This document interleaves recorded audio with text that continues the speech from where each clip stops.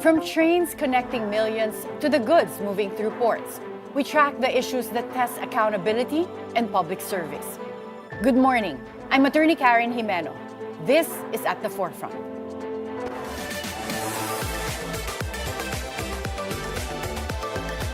The North-South Commuter Railway is the country's most ambitious transport project to date. Designed to link Central Luzon, Metro Manila, and Calabarzon with faster, safer, and reliable railway. It carries the potential to transform the daily grind of millions of Filipinos. How close are we to seeing this promise fulfilled? With us this morning is the chairman of the Philippine National Railways, Michael Ted Macapagal. Good morning, Chairman Mike. Good morning, Attorney Karen, and to our audience. Good morning po sa inyo lahat. Well, since it's the first time we're having you here at the forefront, we want Thank to you for get to having know me. your background. So, Sure. you were a former president of the Stewart Title Guarantee, a major insurance company in the U.S. Yes. Why did you decide to come back to the Philippines? In 2008, my father was sick at the time. So it was a personal decision for me and for my family to be together in the Philippines. I was able to stay with him until he passed for about 2.5 years. But if not for your dad's condition, would you have kept working in the U.S.? Well, my dad loves the Philippines. We wanted for him to go to the States. But he practiced law up to his last time of his life. And he was really pro bono lawyer.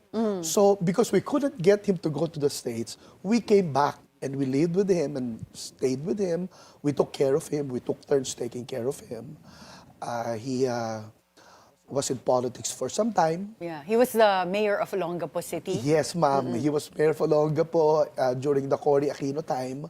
But he was councilor before that for 10 years. So mahilig talaga siya sa public service. Opo. And he was human rights lawyer. He's a renowned human rights lawyer. Yes. He was, he was with the Attorney Jokno and all the flag lawyers at the time. He was very passionate in providing free legal assistance to not only people in Central Luzon, but to people in Manila during the time. And because we couldn't get him to go to the States, we went back and we took turns taking care of him. And you studied in UC Berkeley. Yes, when I was in the States. US bound ka na to a certain extent. Like you studied there, you worked there, and were you enjoying life there? Parang kung hindi ba sa dad mo, hindi ka babalik? Hindi naman. To be honest, when I was in the States, I've always had this feeling that I will be called upon to serve in the government, to serve the Filipino people. And that was why I never became a U.S. citizen. Hindi ka nagpalit. Hindi ako nagpalit. So I was in the States, I had a working visa, I married there.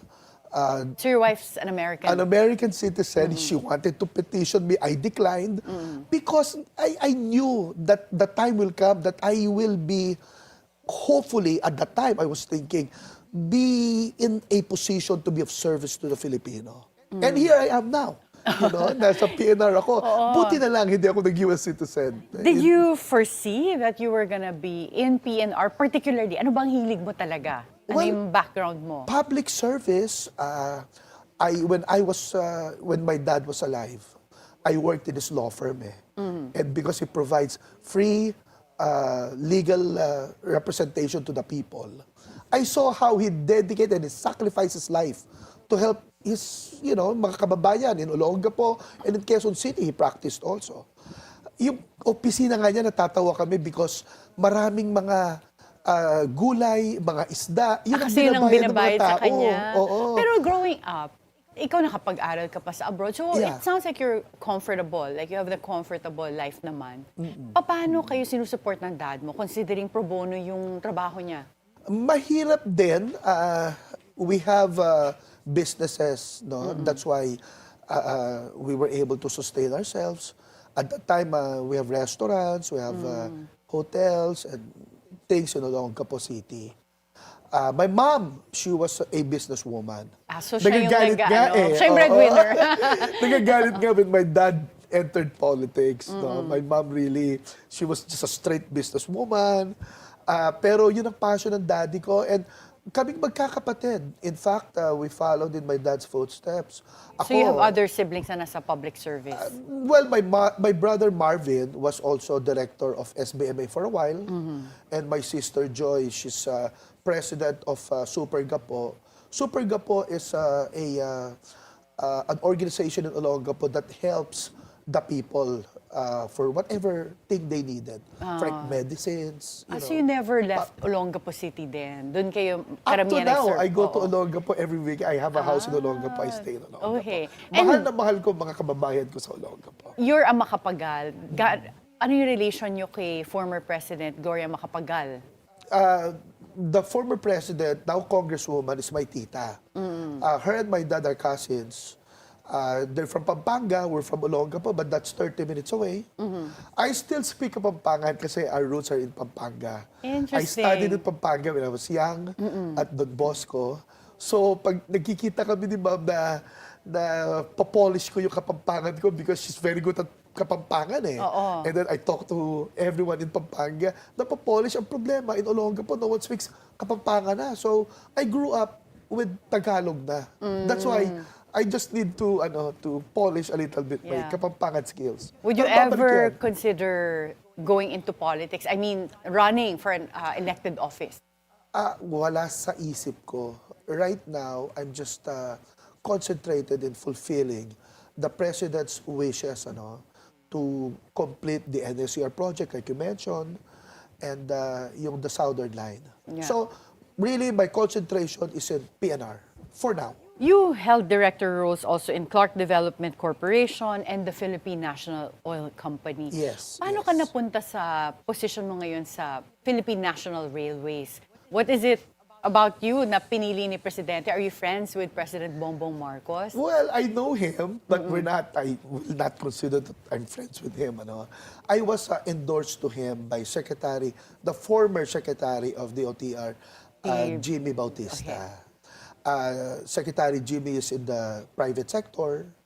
I also spent time in the private sector as president of Stewart Title Company, a Fortune 700 company in the United States. That's a huge company with offices all throughout the United States and in other countries. So, nakita niya siguro that I may be able to help, modernize and revive the Philippine railway system, and that's what I'm doing now. I think the administration naman is happy at what I'm doing, so I'm still here and Na-cover I'm ka ba nung proud. yung major reset, massive, or what do they call that? Basta yung pagtawag ng mga courtesy resignations. lahat. Major reset. I can't remember yung ginamit na word doon eh. Courtesy resignations were ordered to all heads of agencies, So you cabinet tendered secretaries, yours? lahat kami. And kami naman, ako naman, up to now, I'm still here, so I'm honored. Rejected na ba yung resignation ma'am, mo? yes, Okay, ma'am. so I'm officially honored. talagang you're there. I'm honored and thankful to the President for his trust and confidence in me. And I promise to continue or to fulfill his vision for the transport sector of the country. Well, let's discuss now. Philippine Sure. National Railway. Apo. What's the biggest vision for their North-South Commuter Rail? The NSCR is part of the President's flagship project. It is the country's most modern and sophisticated railway system, which is at par with world standards. Whatever we're seeing in the railway system in Japan, in Taiwan, China, Singapore, Indonesia, even in the North America, like in Europe, and in the United States. That's what we're building here. Wow. The line will start in, actually, two ends yan, but we're starting it in Clark, to Pampanga, Bulacan, it goes in Metro Manila, in and around Metro Manila, and then it goes further south, from Alabang all the way to Calamba, Laguna. Ako naman. Yes, Exciting ma'am. yan. Para A lalo na sa aming 147 natatraffic. kilometer stretch. Yeah. So, but No. how realistic is it that we'll see or be able to use this in the near future? Ano na bang status? Aba, maganda po, no? In fact, Secretary Vince Dizon is doing everything that he can, no? To fulfill or to address some of the problems that delays the project. Ano po ba yung mga Mga nagpapadelay so right-of-way. far? Right-of-way, Mga yes. Okay. right-of-way So I worked issues. also on right-of-way issues before. Before, Talagang yes. madugo siya, It's mahirap. not an easy problem to handle. However, Secretary Vince Dizon mentioned, and we believe it can be done, that the NSCR northern portion from Malolos to Metro Manila will begin or will start partial operations in 2027. That's 2 years from now. Yeah. So matatapos ho yan. In 4 to 5 years, the whole line from Clark to Laguna will be finished. Wow, that's Yes, ma'am. really impressive. Magbabago. I think this has the ability not only to change the country but to revolutionize people's, una, the transport system of the Philippines, but secondly, even the mindset of the people. Hindi na tayo magdadrive to go to Manila and out. Sasakyan na lang tayo ng train. Imagine. And in terms of quality, Okay. who is building this for us? Magandang question yan. We have foreign partners that are building it because the technology is coming from Japan, coming from Europe, the Italians, Singaporeans, Indonesians. However, this technology is being transferred to the Filipino engineers by way of the PRI, the Philippine Railway Institute.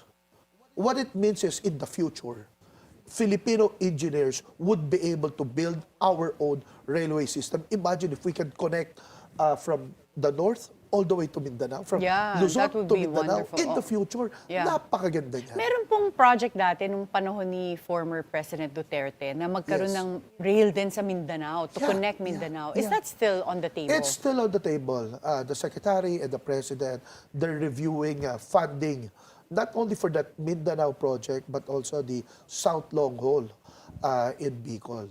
Currently, we're running the old line sa Lucena in Laguna, actually from Calamba in Laguna to Lucena in Quezon. And then we're also running in Bicol from Sipocot to Naga and Naga to Legazpi City. Pero ang utos ni Presidente, and we will do this by the end of this year, for next year, is to have a straight line from Laguna to Quezon, Quezon to Bicol, all the way to Legazpi City. You mean by next year, magsa-start na yung Straight line. straight line? Yung So yung PNR. sa old rail, Yes. gagana na yon, magagamit ma'am. na talaga. Yes, ma'am. We're migrating, kasi Metro Manila stop operations, right? To give way to construction of the NSCR. So yung mga old line dito, i-migrate po yan to the south so that in the south, makakapagpatakbo kami ng straight line from Laguna to Quezon, Quezon to Bicol. Okay. But can you explain, Sure. kasi I'm not an engineer, so when you say imamigrate, yung lumang line, ililipat nyo talaga? Yes, yung pati mga train. Mismong rail tsaka train. Opo. Yung condition po ba ng trains, okay pa? Yung para mga gamitin? condition ng trains, okay pa. Pero of course, maraming mga maintenance and repair activities that we're doing, including restoration and rehabilitation of the old railways. Kasi yung lugar po na yan, it's prone to like flooding and typhoon and all of that. So maraming mga bridges na nasira. That's why we're constructing and or reconstructing and rebuilding the old line para makadaan ng safe ang mga trains natin. So the implementing agency for the North-South Commuter Railway is DOTR or PNR talaga, ang lead agency. In partnership, of course, with the DOTR. Silang mother agency namin. Yes. We take instructions from the DOTR. They do all of the studies and all of the, they do risk assessment, they do all of these things, and then it passes down to the PNR board and then to PNR management. Well, let's hear the good news from you. Pagka nagawa na yung North-South Commuter Railway, how long will it take to go from, yung first leg, yung mauna sa 2027, is what? Clark to Malolos. How long will that take? Well, from Clark to Malolos, wala pa siguro 30 minutes yan dahil there are two trains, One train will stop at every station, and there are 36 stations from Clark to Calamba, Laguna. ang maganda dyan, all of these stations will be the center of trade in these different cities, towns, and municipalities. So later on, once the stations are done, the train system is done, we'll also be able to provide work and business opportunities for people. Like in San Fernando, in Apalit, in Malolos, in Balagtas, all the way to the south. But anyway, to answer the question, yung train na hihinto kada station, mga 30 minutes.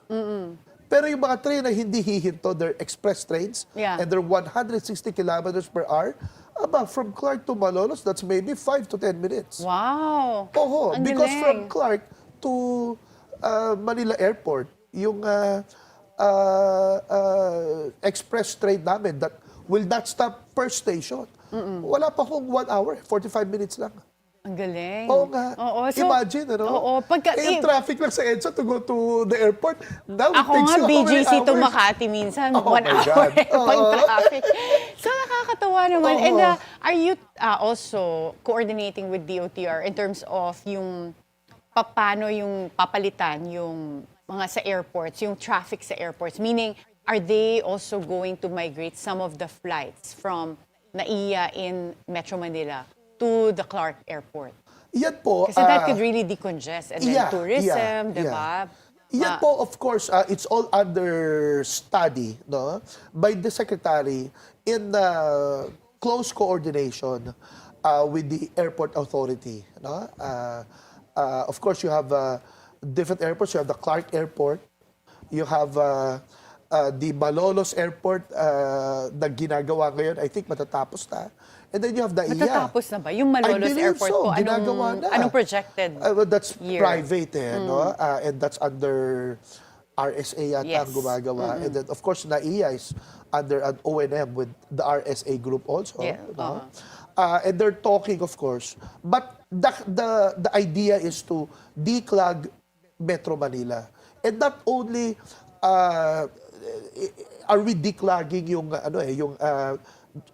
yung mga sasakyan by way of mass transportation, by way of trains, but also yung mga flights sa mga airports. Exactly, if we can put some of the flights in Clark, if we can put some of the flights in Bulacan, and then some of them in NAIA, edi mas maganda. Yeah, and the tourists will have a better experience. Kasi nga nung pag-land nila, traffic agad. Tapos just to get to where they're going, ang sama na agad na experience nila. Yes, so that's really great to hear. And when you talked about the segments, 35, tama ba? 35 stops. to 36, yes. There are 3 phases. Phase 1 is Tutuban to Malolos. And Malolos to Clark, it's phase 2. Phase 3, Solis Calamba, which would be Manila to Laguna. Yes. Pero ang mauuna pong mag-operate dito is The which northern phase? portion. With the Malolos to Clark. That Clark to Manila. Which is 2027, Which target is date. Malolos to Manila is 2027. But Clark to Manila, that's probably 2028 or 2029. Okay, so There are po other tayo- issues pa na inaayos in that area. Okay, but at least before the this administration's term ends, meron na tayong makikita. matatapos. In 2027, may partial operations tayo from Malolos, at least in Bulacan, to Metro Manila. May makikita po tayo.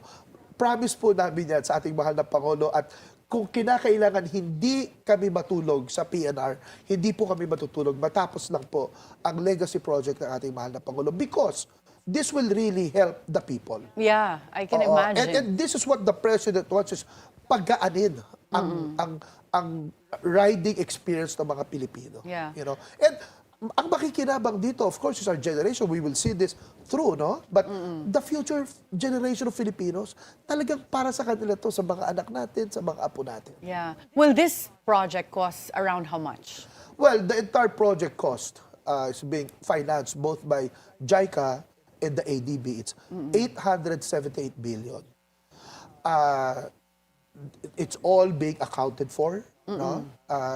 Dumadaan ho yan sa Department of Finance, sa PNR Board, of course, the Secretary, and it's all being audited to the Office of the President. Yeah, and when you have third parties like JICA, which is the aid agency of Japan, involved, then I think there are a lot of eyes talaga to avoid situations like what's going on now sa mga flood Wala control po. projects. No?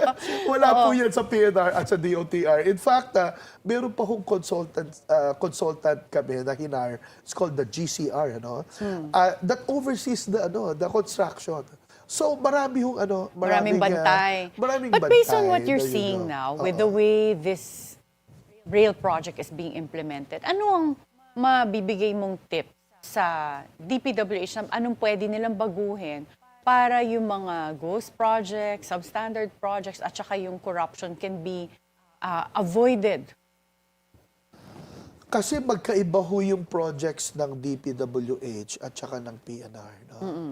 All I can say is that at PNR, we have a board that comprises of the Department of Finance, the NEDA, the Office of the President, and then we have 2 or 3 private sector representatives. In other words, lahat ng action sa PNR, merong nag-oversee na directors who are themselves representatives already from the different cabinet departments. Hindi ko po alam ang structure sa DPWH. Pero if they have teamwork with other agencies going on, with every decisions that they do, then perhaps it could minimize, or eradicate whatever we're seeing today. And I feel for them, hindi naman lahat sila dyan tiwali. The problem is maraming tiwali. Sa amin sa PNR, hindi ho mangyayari because lahat ng ginagawa namin na automatically andyan ang board that supervises And it's composed of multiple sectors. I mean, yung mga procurement namin, everything. And yung board namin, nag-meeting kami every week. Pati nga Christmas season, nag-board meeting kami just to make sure that things are done correctly and things are done according to how it should be done. Well, talking about back to the North-South Commuter Railway, ano po yung may expect naming fair price? Nire-regulate na. Currently, merong operations and maintenance aspect that was just approved by the NEDA board.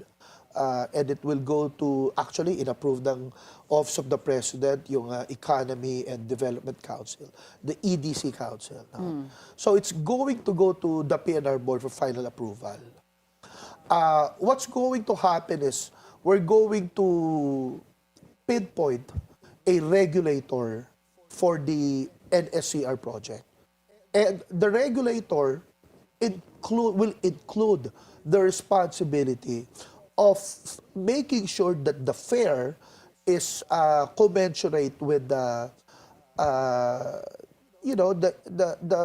whatever the people can afford to pay. So may estimate na po ba kayo? Parang, let's say, Clark to Manila, mga nasa 100 pesos? It's all under study. I'm sure the wala pa DOTR... kayong figure I am in mind. not at liberty to divulge any of this information. Yes. Nasa kamay ho ng DOTR po yan lahat. Pero makakaasa po kayo. All I will say is the President will make it affordable for the people. Especially, the students, and the senior citizens, and the PWDs. Okay. Kailangan matulungan natin yung mga taong nakakailangan ng husto. Well, since North-South Commuter Railway spans from, so far Clark, all the way to Laguna, paano niyo po ito i-integrate with the other mass Lines. transit we have now, yung MRT, LRT, tsaka yung ginagawa ring Metro Manila subway? Yeah, that's called interconnectivity. May mga nangyayaring realignments currently and redesign. The purpose of the realignments and the redesign actually is twofold. Number one is to make sure that the concern on the right-of-way issues are addressed. So, number one ho yun. Number two is to make sure that connectivity is put in place so that if you're riding from PNR and then you're transferring to an MRT or to subway once it's completed. Halos sabay matatapos, by the way, no? In 4 to 5 years. Or you're going by bus. Dapat easy access for the people. Yeah. No? Meron kong master plan that allows for that already. But I think they're improving it currently. We're waiting for the final redesign ng DOTR.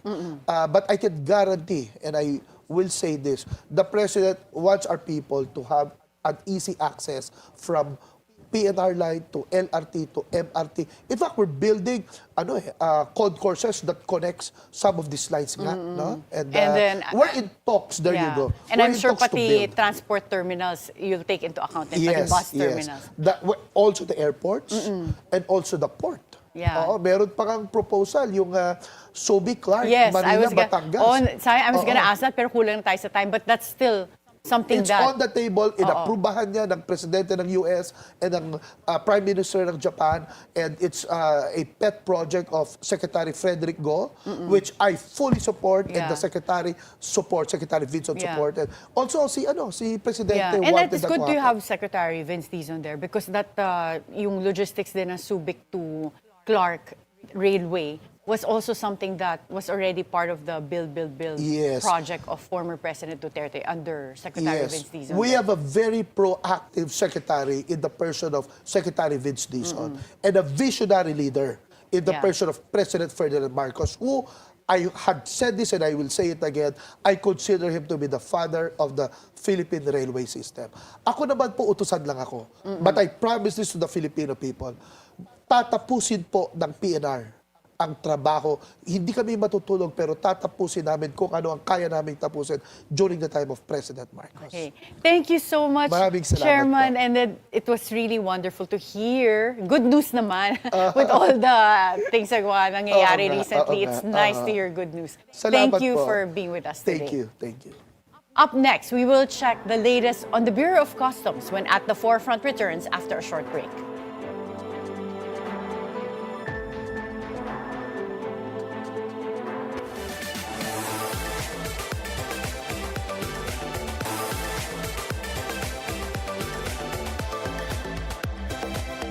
The Bureau of Customs is tackling high-profile cases, from the luxury car collection of the Discaya family to smuggled cigarettes, vape products, and online shipments.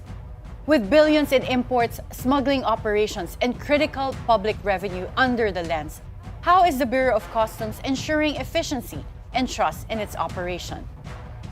Joining us is the Bureau of Customs spokesperson, Attorney Vincent Philip Maronilla. Good morning, Attorney Jet. Good morning, Attorney Karen, and good morning to your viewers. So let's start with the very highly controversial luxury car collection of the Discaya family. What triggered the probe into the Discaya family's collection of luxury cars? Well, of course, they're the subject of a controversy now, and left and right, we've been receiving copies of the video, and of course, we can't just ignore it.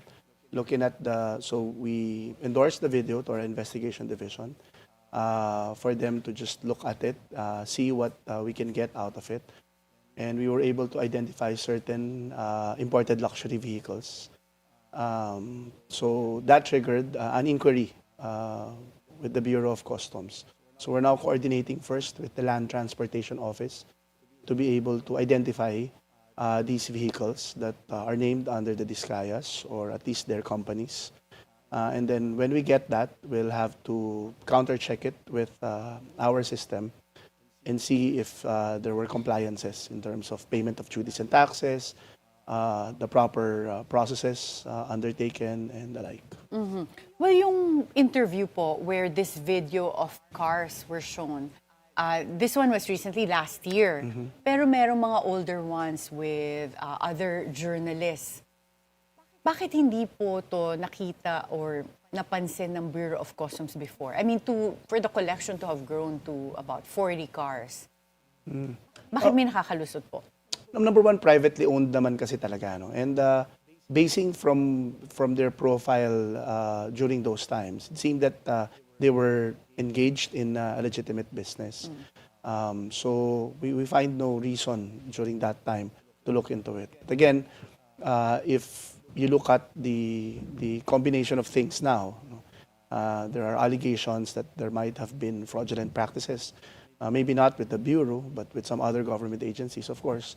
That would trigger a suspicion on our part that maybe a same scheme or there might have been some fraud that might have been committed also in terms of owning or importing these particular motor vehicles. And it would be prudent for the Bureau to just look into them. No? We're not judging them at this point yet. We're not saying they did anything wrong, but what we're saying is that there's reason enough for us to look into their ownership and of course the manner of importation of these vehicles. Common po ba talaga na luxury vehicles ang isa sa mga nasa-smuggle into the Philippines? Yes, kasi mas malaking profit sa kanya, no? And most of the time these luxury vehicles, we don't have a local dealer. Or the local dealer sells a variant which is lower than the variant that they want, no? Some owners of luxury cars would want full options or some other options to be provided together with their vehicles. And they're only able to find it abroad, no? They cannot find it with local dealers. Yeah. But That's it's why they bring okay it to in. want something na wala dito sa Pilipinas. Pero ang importante is bayaran yung tamang taxes. But marami bang nakakalusot dito na pumapasok na luxury vehicles that under-declare or don't pay the right taxes? We've had series of checks naman, no?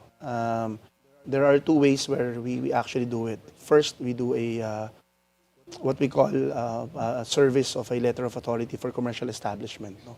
That means we go there, visit, and then ask them for documentation and then counter-check it with the Bureau. Second, we just do it quietly by way of a financial audit or post-clearance audit, no? So we send them an audit notification, look at their financial records, and of course the ownership of these vehicles.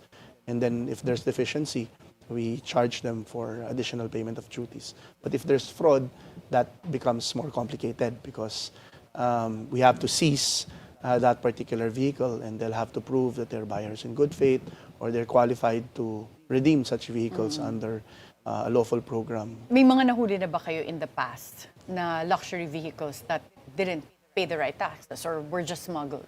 Yes, in fact, if you remember, there was a time we were even destroying them instead of actually auctioning them off. No? So I think that's proof that there are really luxury vehicles. There are people who would still try to smuggle in luxury vehicles. I asked Commissioner Ariel Nepomuceno before when we had him here, ang customs chief natin, na kung totoo ba na usually mga politiko daw ang mahilig mag-smuggle ng luxury vehicles. He said narinig niya na yon and wala daw siyang sasantuhin. Sa inyo ba, are you ready to also do more inspections or find mga nagsismuggle ng luxury vehicles even if they are linked to politicians? I think the direction of not just Commissioner Nepomuceno, but the President himself, no? I don't think there's preference to anyone.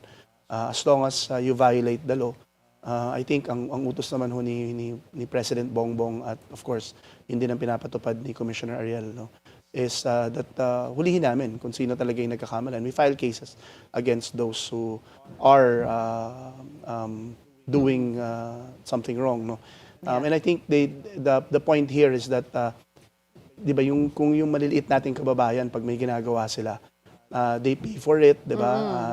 Pinananagot. Dapat mas lalo na siguro yung mga malalaki nating negosyante o kaya let's say for example politicians because they have a moral and social responsibility to follow the law and set an example. Nag-announce na si President Bongbong Marcos na ipapa-lifestyle check ang mga government officials and I suppose pati elected officials kasama na dito. What is the customs doing to be more proactive in catching those who are involved in smuggling?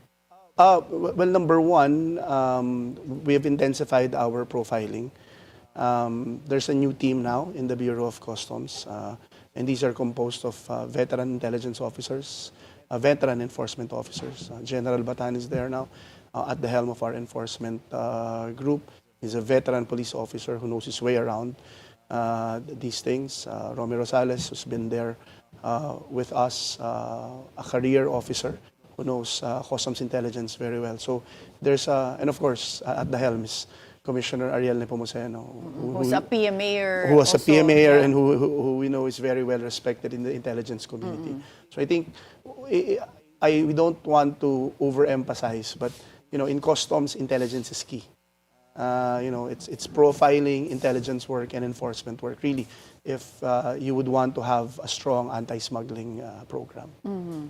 And yung isa pang nag-viral recently was the post of Belia Padilla calling out the Bureau of Customs and DHL dahil daw dun sa napakalaking fees na binayad niya for what she ordered online from abroad.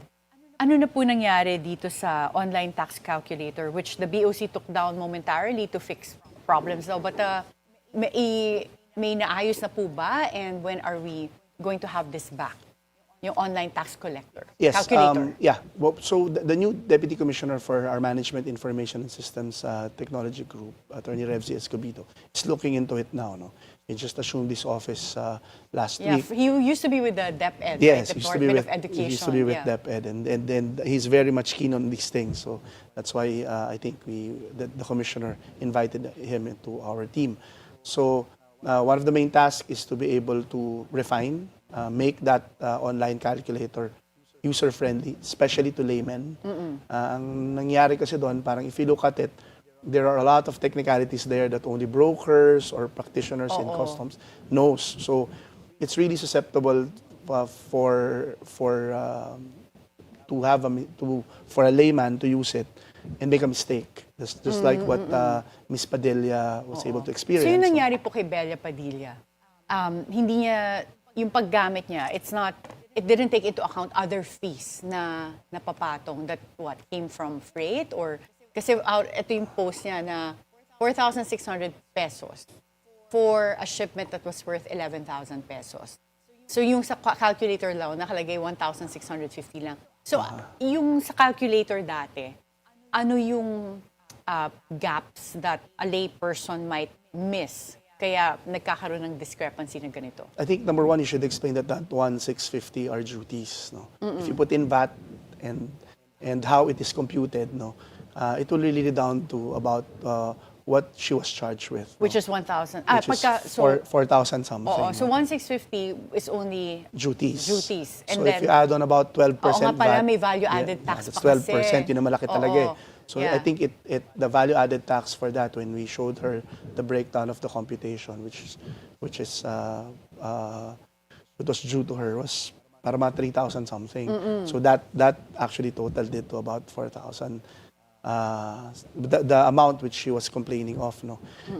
Ang mali lang ho talaga namin doon was that the calculator did not reflect that because hindi po cohesive yung manner ng kanyang pag-compute. Parang compartmentalized pa. Yeah.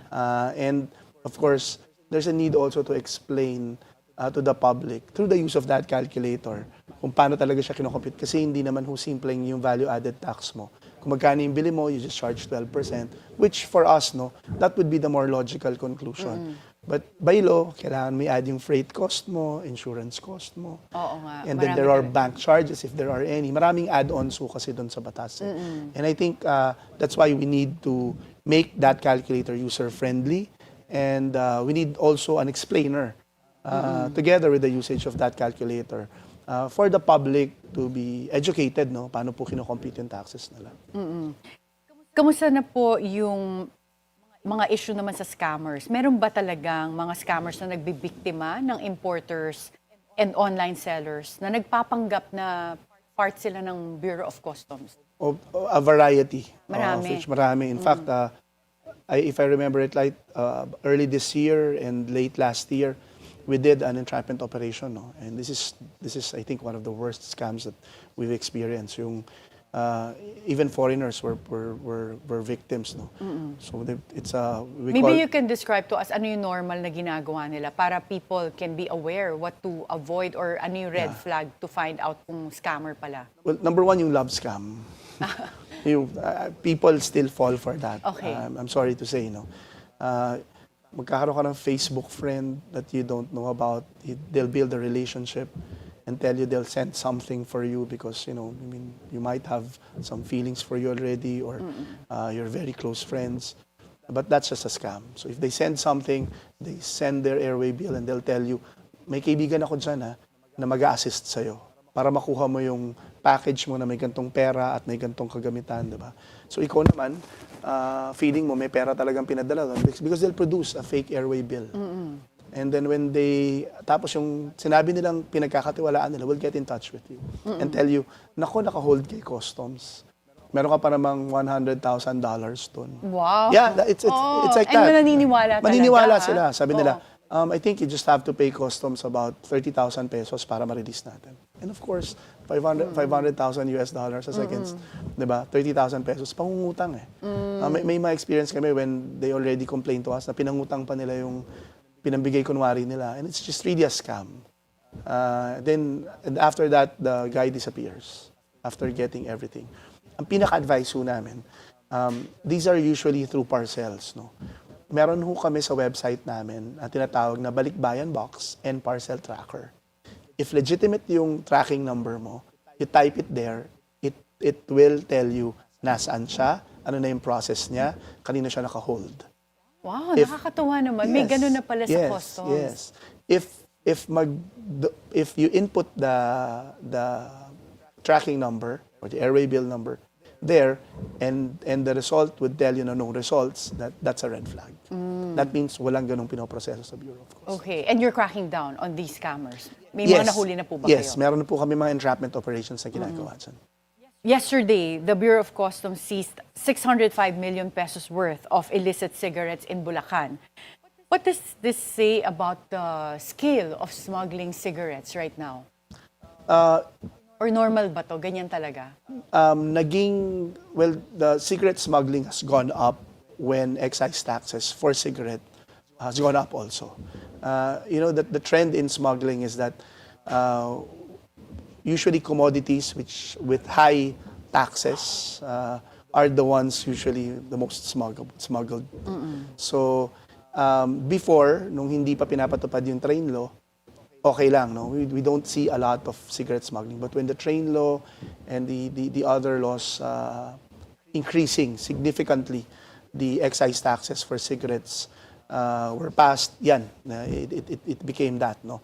So, isa sa mga malaking problem namin yan, no? Cigarette smuggling has been constant and has been increasing, no? In fact, no? There are attempts to really smuggle cigarettes because malaking kita eh.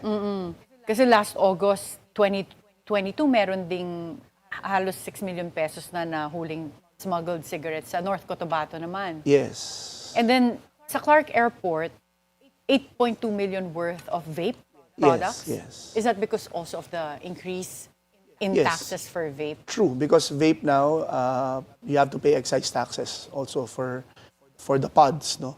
Maybe not for the machine, but for the pods. So that's one of the commodities now that's being smuggled, hand in hand with cigarettes. And mga drugs naman, meron pa rin ba tayong problem sa smuggling of drugs? Because last August 19, the Bureau of Customs in NAIA was able to intercept 7 kilos of shabu. Yes, in NAIA, that's still an issue, no? That's why apprehensions I don't wanna put NAIA lang, no, as the main gateway. All airports actually, yan ang sinusubukan nilang pasukan ngayon, no? But we're very proud to say that our airports, at least the customs personnel in our airports, have a high apprehension rate, no?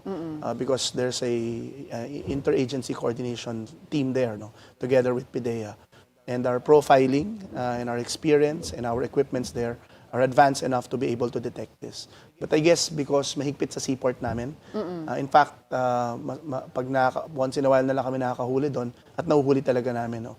Ang issue ngayon namin is that based from our intelligence information and of course from recent apprehensions by other agencies, it seems like outright smuggling na yung ginagawa, no? Hindi na dinadaan sa mga ports natin or sa airports. these are being done through our open season, Ang open mga waters. parcel din, I mean packages, Packages, pinapasok yes. na. Kung natatandaan niyo, Atty. Karen, no, there were reports that I think in Zambales or somewhere there were floating shipments there that were seized. Pagbukas nila, it was shabu. Oo nga, parang mas naging brazen yung pagpapasok dito ng drugs. No, actually, hindi siya brazen. I think they're finding ways, no, because mahigpit na nga sa ports, no. So doon na because lang of past sa experience. mga legit delivery channels. So they try to take advantage of our vast shoreline, diba? Because we're an archipelago, so they do that. It's we call it guerrilla operations, no. Palulutangin sa dagat, and then paggabi there's this mga small craft with night visions that gathers all this and put it in the shorelines. Well, let's go back to airports. Bakit na-suspend ba talaga yung scanning sa airports? Oh, number one, we've yet to see the value of the scanning. No? We did not suspend your obligation to fill up the customs form through the e-travel system. Yes. No? In fact, you still do that before you arrive. No? What we suspended is that when you arrive, when you've filled up already your e-travel, pipila ka pa para i-scan. Scan na naman. Oo. When in fact, when the commissioner reviewed it, he was able to find out that there are other ways for which the information can reach us without being a hassle to the passengers by way of making them fall in line and having them look for the QR code and then just scan it. No? Ang purpose lang naman ng scanning is to be able to look into the data, which were already submitted to us online. So if we do advanced profiling and we're able to coordinate well with the Immigration Bureau, we feel that there's no need to hassle our passengers more. Well, dati po you told me meron ding x-ray yung sa baggage pag dumadating ka from any country tapos sa airport nasa scan or na x-ray yung mga baggage. Is that still ongoing right now? Yes, exactly. So yung carousel po ba yun? sa ilalim ho ng carousel. Meron yun, may x-ray. So even when that's a mandatory scanning before your bag actually reaches the carousel. So dumadaan mo naman po lahat doon. And how strict is the Bureau of Customs? Yung mga nag-uuwi, for example, ng alcohol products at inalagay sa luggage nila, yung ba, when you see something like that, papabuksan ba yan? May tolerance kasi doon. I think that's also the information is also provided in our website kung ilan naman yung pwede mong dalhin. For example, I think for alcohol it's about 2 bottles, no. So if we find out na meron dalawang alak lang doon, as long as it's not a red flag for us, no. I mean some material. Paano kung high value? Di ba dapat pag 10,000 and over, you should declare it. But doon sa mga alcohol products, I think more ang naging agreement on more than the value, it's the volume now that's being there are sa bagay you have to pick your battles, yes, no? there are items kung where lahat na lang sisitahin nyo, yes, then there are items na parang volume na lang kami, not the value anymore, and I think that was agreed upon years back, no, and it was approved. It's an actual regulation, but of course there are items pag luxury goods talaga na it's a value pag issue. nakita sa x-ray, like what are potential luxury value items na red flag sa Bureau of Customs? Boxes ng watches. So that means that someone's carrying their watch. Magagaling yung mga nagpapalusot na gano'n. They bring in the box through the check-in baggage and then they use the watch, of course. Of course, pag nakita namin yung box, we'll just ask them, where's the watch? Yeah. But the x-ray is just for the check-in luggage, di ba? There's for the hand-carried one, you see naman, di ba, in the customs area, there's also an x-ray there. But that's the x-ray is conducted randomly, no, based on passenger profiling. Well, with the controversy right now hounding the DPWH, the perception has really gone bad with the corruption there. Yung Bureau of Customs dati, kayo yung isa sa mga top 3 agencies din that's perceived to be corrupt. What is the BOC doing now to change that image? Yeah, simple yung strategy ni Commissioner Nepomuceno. Transparency and digitalization. I think if we're like the online calculator, that's a transparency tool. We want that to be a success story. That's why we pulled it down, because that's a big transparency tool for us. No, alam mo, 90% ng reklamo sa amin maliliit na parcels. 10% lang yung malalaki talaga. 90% of the complaint, when we broke it down, it's because of the small parcels. They don't understand how we tax, ano yung rule namin. And basta malaki yung charge, binibintang na agad nila na Yes, exactly. pinaperahan sila ng Bureau of Exactly, Customs. di ba? So, there's only one way of resolving that. That is to make the manner by which we tax and our rules as transparent as possible, as easy to understand as possible. That's why the commissioner is making an effort. Now, for the big processes, kasi mga malalaking negosyante to, no? And these are really contributors to our economy. We want to make it easy for them to bring in the goods, and we want to make our rules very predictable, no? And of course, ang tagal nang sinasabi to, no human intervention if possible. So, yung idea nga niya, no, it's not going to be like this, but the concept is like an ATM machine, sabi niya, di ba? You choose what you want, and it's the digital process who's going to do the processing for you. And everything else will just be checked back end. Why? Because ang trabaho lang naman dapat namin, tingnan muna namin kung may contraband o wala. If it's really just a tax issue, we can just have the shipment released first, and then let's talk about it, since confident naman kami na legitimate na negosyante itong mga to, and they won't escape their liability should there be any. So why hold their shipment? Which is important for their production. Oo. And you're talking about their those inventory. that import for retail and yung Yes. talagang sa trade, no? Yes, yes. Oo. But again, pag yung mga smugglers ng mga luxury vehicles or ano, that's a separate issue. Yes, that's an enforcement issue which we're addressing. No, the trade facilitation issue identifies our legitimate stakeholders, and of course, the commissioner wants to focus on how to make life better for them, how to the transactions, how to make it more transparent, and of course, easy for them. Yeah, and no opportunity na mahingian din sila. Yes. Yeah. Thank you so much, Assistant Commissioner Attorney Jet. Thank you for your time today. Thank you, Karen, Attorney Karen. From building railways that will connect millions of commuters to enforcing the law at our ports, much focus is needed on systems that would move the nation forward. Government has to eliminate corruption and red tape and breathe efficiency in its institutions. Only then can we achieve our goal as a nation to catch up with our more prosperous ASEAN neighbors. Be timely informed, be insightful of the news. Always stay at the forefront. Join us again tomorrow for insights on issues that matter. This is Attorney Karen Jimeno. Thank you for spending your hour with us.